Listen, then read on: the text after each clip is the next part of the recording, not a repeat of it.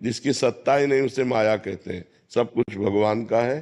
नाथ सकल संपदा तुम्हारी, मैं सेवक समेत सुतनारी। तो माया है ही नहीं, कोई बंधन नहीं, कहीं बंधन नहीं है। मेरे प्रभु, मैं प्रभु का दास, सब कुछ प्रभु का, सब में प्रभु, कहाँ माया। और जहां मैं और पराया, मैं मोर तय तोर, वही माया लागू हो जाती है। गुरुदेव भगवान, जैसे मन गिरा देता है उस टाइम प्रभु रक्षा क्यों नहीं करते या बल क्यों नहीं देते? खिलाड़ी को खेल के लिए वो मैदान छोड़ दिया गया। अब आप कितना प्रवीणता पूर्वक खेलते हैं ये आपको छूट दी गई है। आप हार जाते हैं या जीत जाते हैं, खेल है ये, भगवान की माया का खेल है। कोई माया पराई हो तो भगवान रोक दे। तुम्हारे सामने संसार के भोग रखे हैं और तुम्हारे सामने भगवान का मार्ग रखा है, सत्य का मार्ग। अब भोग वाले मार्ग में आप जा रहे हैं या सत्य वाले मार्ग में, आपको छूट दी गई है। भगवान ने मनुष्य जन्म में ये छूट दिया है। आप पाप कर्म खूब कर लो या पुण्य कर्म कर लो, या पाप पुण्य दोनों से परे भजन कर लो।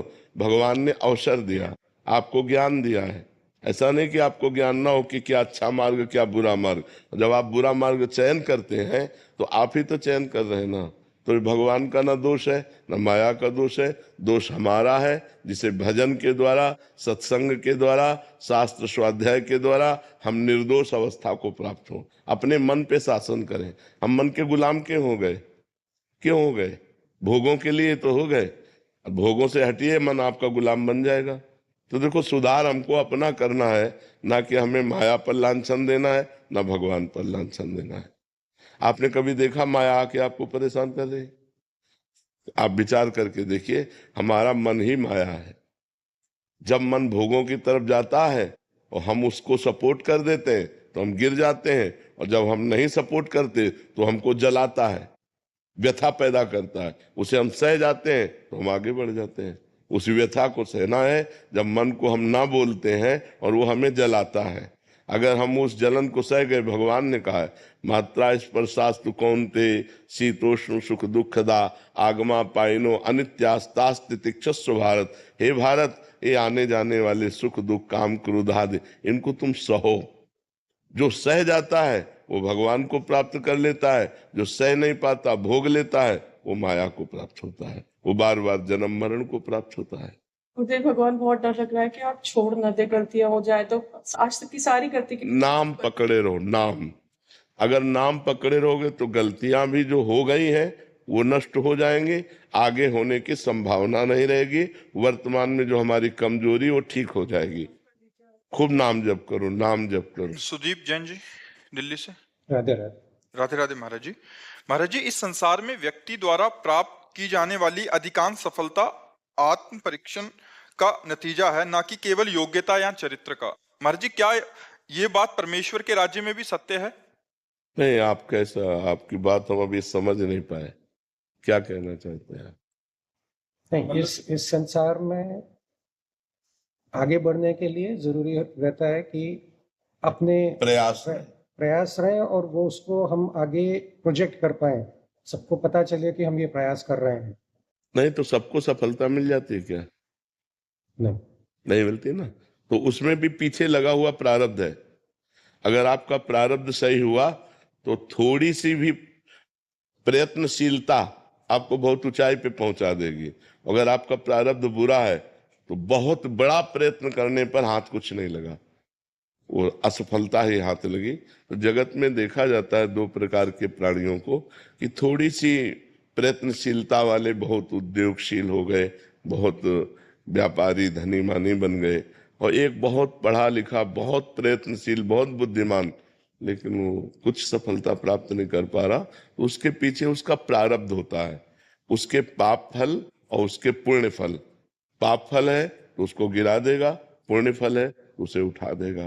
तो प्रारब्ध को हम अगर रोकने की क्षमता रखते हैं तो हम परिणाम को सुधार कर सकते हैं, अन्यथा नहीं। प्रारब्ध को रोकने की क्षमता तपस्या और भजन में होती है। अगर हम भजन कर रहे हैं तो अपने प्रारब्ध को कंट्रोल में रख सकते हैं।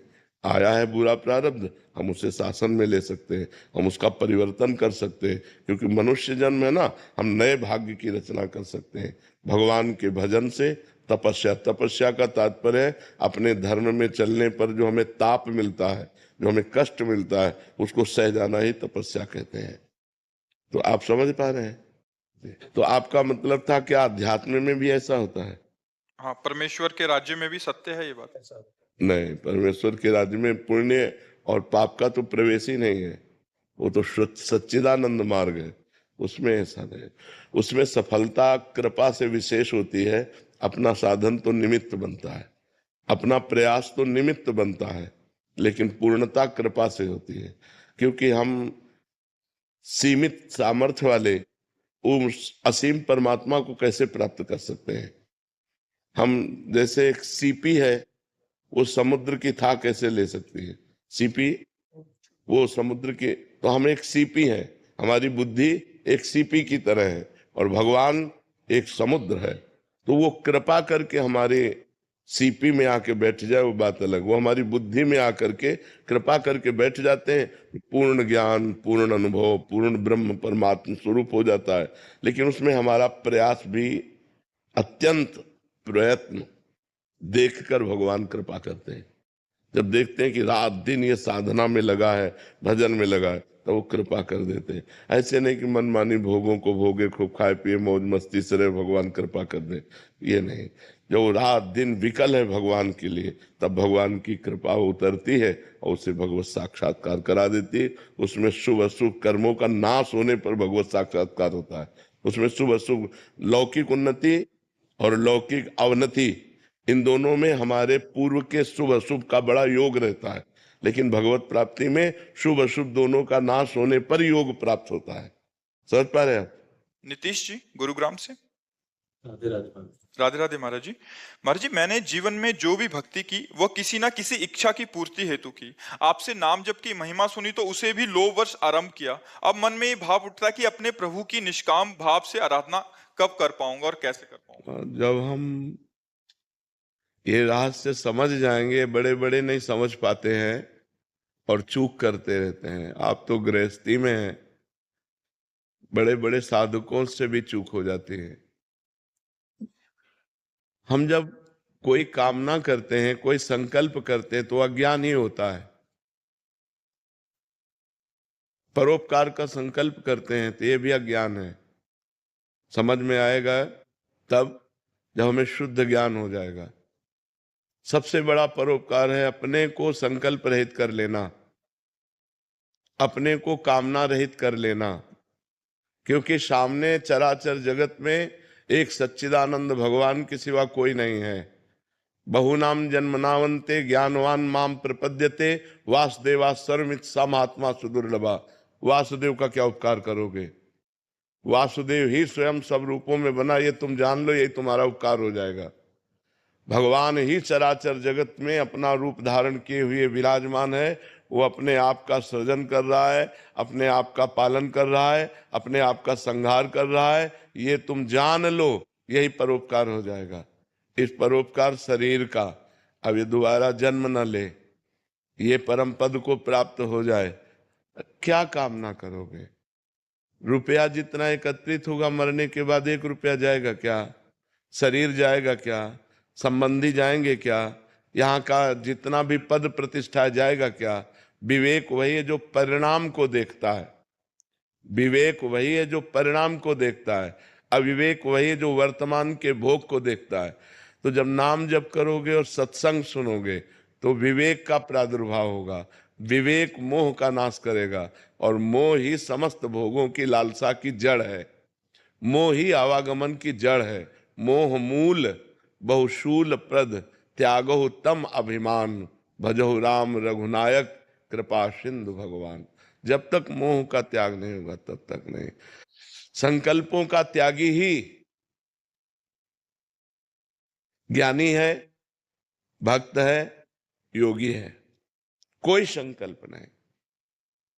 यंत्रवत शरीर से गुणानुगुण वर्तनते, चेष्टाएं हो रही, लेकिन संकल्प का त्यागी जब तक नहीं है तब तक बंधन है।